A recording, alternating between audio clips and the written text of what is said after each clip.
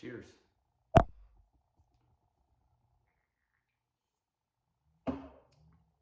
It's Sunday night. It's about 9 o'clock. And it's been a long time coming. Coach North has been on me about putting together a video about being numb, about being numb in weightlifting. There's no other way to say it. The only thing I can say about it is, if you've been there, you know the feeling. Like, you understand what I'm about to start talking about. So, being numb in training, how I have come to kind of figure this out from my own experience, from my own training, watching teammates train, watching other people train. There's different phases of it. And so phase one, and obviously as I start talking about this, I think to become numb, I think everyone kind of needs to have their own, GPP stuff. Like, you're already been training, like you kind of have the, this isn't for people just starting out weightlifting. Like, you've been weightlifting a little bit, you understand snatch and clean and jerk. More than likely you've already done some competitions, like you understand it. So from there, let's say, all right, you've been there, you've been training, but you got out of training a little bit. Stuff came up, you got busy with work, you went on a long vacation, then, now you're only training like once a week in weightlifting. And so, but you're trying to get back to that. You finally just booked a meet. Now it's like, okay, I've got 12 weeks. I got to get back into this training. So from there, that's the people I'm talking about here. Okay. Phase one into becoming numb. All right. Once you kind of start out, number one, the lifts feel very different. It's almost every time, even in the same session, you start out with a snatch. Every snatch feels a little bit different. Like, something's a little bit off from every one.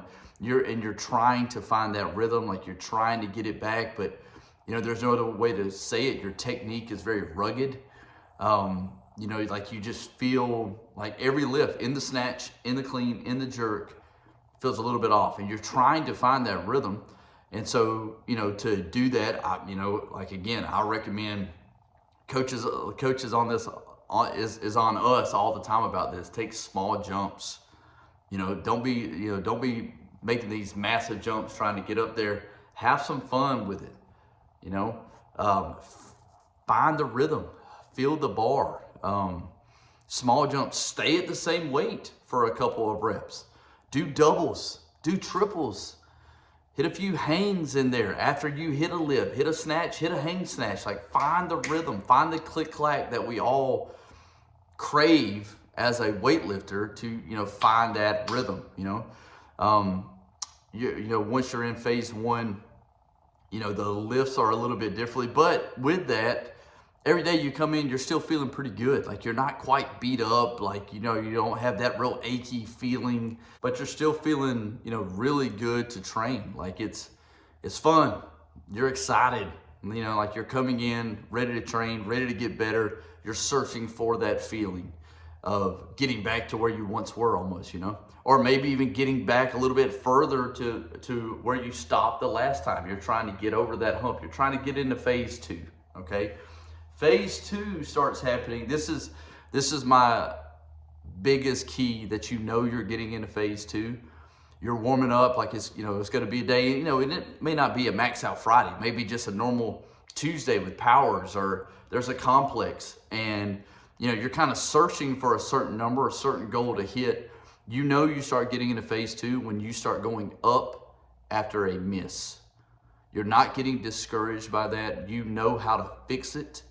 The miss may have happened because, you did something wrong mid-pull, like you weren't quite set up, you didn't feel yourself braced, but it's an instant feedback, and you know how to fix it. Phase two starts happening. You start figuring out mid-session what you're doing wrong. You have found the rhythm. You understand how you lift. Everybody's a little bit different. This is why I love weightlifting, because everybody, to me, I'm a baseball player, and what makes a baseball player different than everyone else? Their batting stance. Everybody's stance is a little bit differently. Everybody's doing what works for them. Same thing with weightlifting. Everybody has their own technique. Everybody has their own quirks. Everybody has their own style and rhythm of lifting. You know you're starting getting into phase 2 because mid-session, you know what you're doing wrong and you know how to instantly fix what you're doing wrong to get back into your style of it. That's phase 2, you know. You're going up after a miss. You're not letting that kind of defeat you mentally. You know how to fix it. You go right back up there and you start making it. Now, with phase 2 though, phase 1, you know, you're still feeling pretty good. Phase 2, this starts happening. You start going up, you start trying a little bit heavier lifts here and there. You're gonna start feeling a little more Tin Man-ish. That's a term that Coach Norris likes to say a lot. You know, like that's the feeling where you know how it is. You start coming in and it's like, it takes a little bit to warm up. You know, it takes a little bit to get into that good squat position. And that's what, you know, I think, side note here, what makes weightlifters dangerous, man, because you know, sometimes you'll see weightlifters getting ready for a session and, you know, they can barely get down into an air squat. They got a real, I mean, you can hear them kind of creaking coming in. You know, they seem to move real slow, but man, once they get on that bar, once they strap in on that snatch, once they grab that hook grip on the clean and jerk, man, it's beautiful. It's a masterpiece because everyone has found that rhythm. This is our sport. This is our thing. And they know how to instantly get into that mindset, right? So phase 2, you start feeling a little more achy here and there. But this is how you know you're at the tail end of phase 2, okay? Phase 1, you know, I would say phase 1's gonna take you a couple of weeks to kind of get it, you know, in and out of there. It kind of depends on everyone, right? Phase 2 is kind of the same thing, but at the end of phase 2, you know you're almost done and you're almost through with phase 2 because you wake up that morning and you know, you can feel yesterday's session. Maybe it's a Wednesday. You can feel Monday and Tuesday's session. And you are feeling beat up. Everything is hurting. It's aching. Like you see today's program, you're not really expecting a whole lot because you know physically you don't feel great, but you have a great day anyway. You're able still to put a PR on the bar. Maybe even you do PR. That's how you know you're at the end of phase 2 because you don't feel great, you shut up, you keep training anyway, and you wind up having a great day. When you start having days like that, man, you're almost through phase 2. That's how you know you're almost through phase 2 because you surprise yourself. You don't put limits on yourself. You don't say, oh, I'm feeling terrible, I'm not gonna go train today. No. We can't do that because we've already made it through phase 1. We're coming close to the end of phase 2. We gotta keep on training.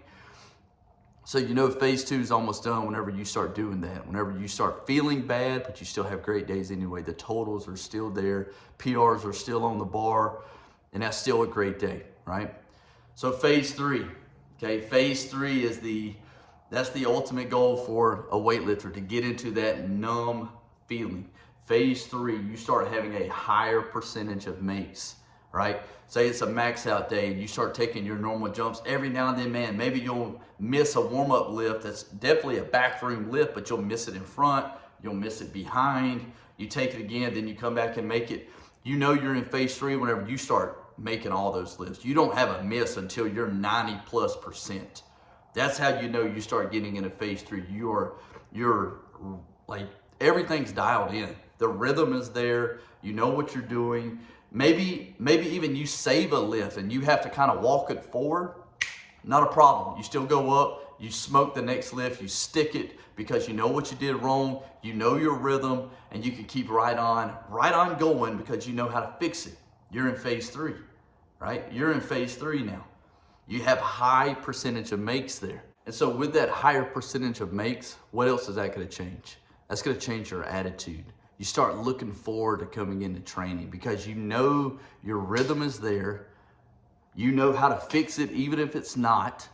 And you're expecting big time lifts. You're expecting PRs to be put on the bar. If it's not a PR, you're expecting 97% to be put on the bar. You're expecting big totals because you know how to fix it if it's not there. You know what you're doing wrong. You're starting to get into that phase 3 numb state.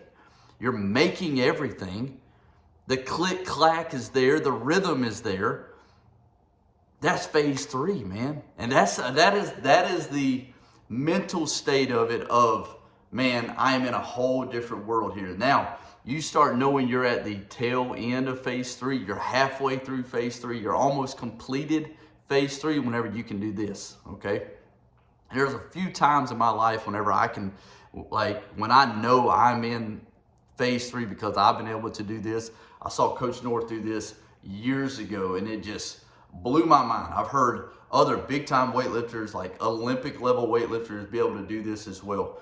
You're at the end of phase 3, okay?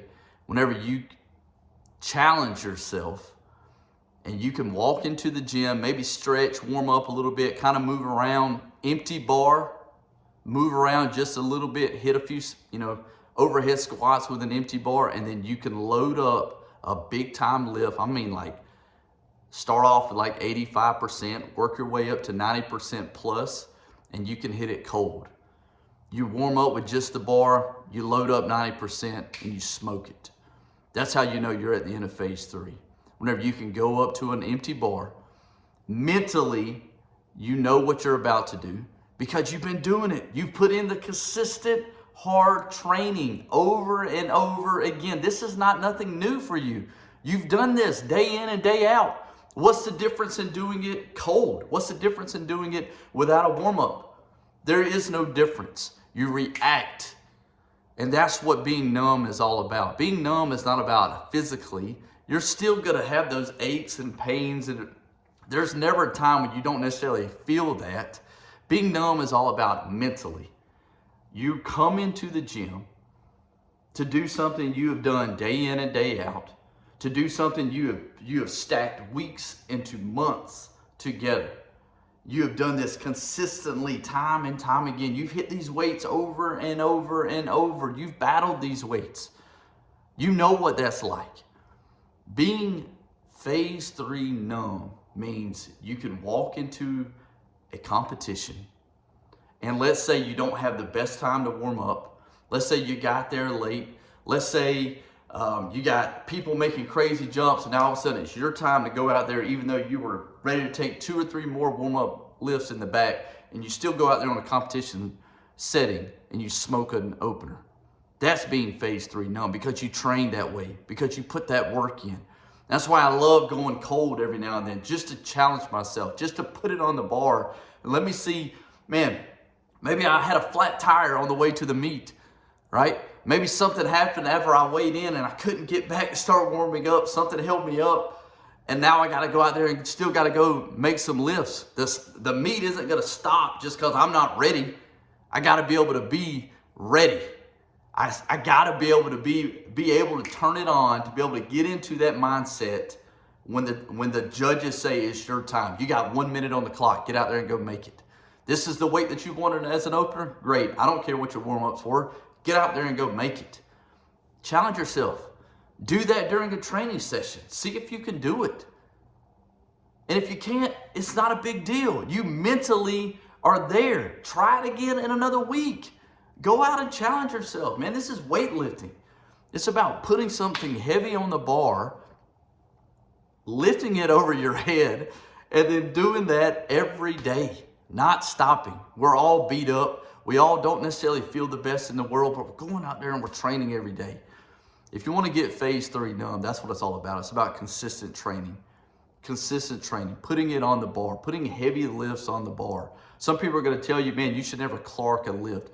Here's my take on that, about Clarking a lift, okay? I think certain people that say, I've never Clarked a lift, I will never Clark a lift, they're a little bit different than those of us who have Clarked a lift. And this is, again, just a theory. This is what I think about that, okay?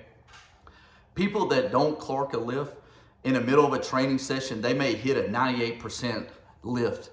They've got a chance to go up for a PR, but they say, nah, I don't think it's there. I don't think it's there. That one, that took everything I had, okay? So they're not gonna put it on the bar. They never get the opportunity to Clark it, okay? Those of us, from my experience, this is how I train. This is how my coach loves to train me and train all of us on Attitude Nation, okay? You make a lift and man, that looked heavy. That took everything you had, okay? put the PR on the bar. Put it on there. Let's see what happens. And maybe you go up and you pull on it and you don't go under. Maybe you go up and just strap in for a snatch and you never even pull it. You never even get it off the ground because you're already mentally beat. You put it on the bar, okay? Whereas the other person that doesn't Clark, they never chose that opportunity. So really, what's the difference in that, okay? The difference is mentally, I put it on the bar. I want it. It's a PR. I want the lift. I'm going to go after it. And I'm telling you, those misses, they always pay off. There's value in every one of those misses. It doesn't matter if you miss it in front, you miss it behind, you pull on it and Clark it, or you never even pull on it. There's value in every one of those misses. You put it on the bar, you go for it. Mentally, it's making you a little bit tougher. It's getting you a little bit more numb every time. Phase 1, phase 2, phase 3 numb. I hope this helps you. I love weightlifting. I love seeing people train hard. I love seeing people fight it. And I love seeing people consistently fight it day in and day out. There's nothing like it. And it pays off on the platform. It always does. It's all about the total on a competition day. And I'm telling you, training hard, it always pays off. It always pays off. So once again, Sunday night, I never even was drinking my Rockstar. I'm jacked up. Cheers. I got a meet this week. And baby, I'm ready to go now. Let's go, baby. Come on, baby.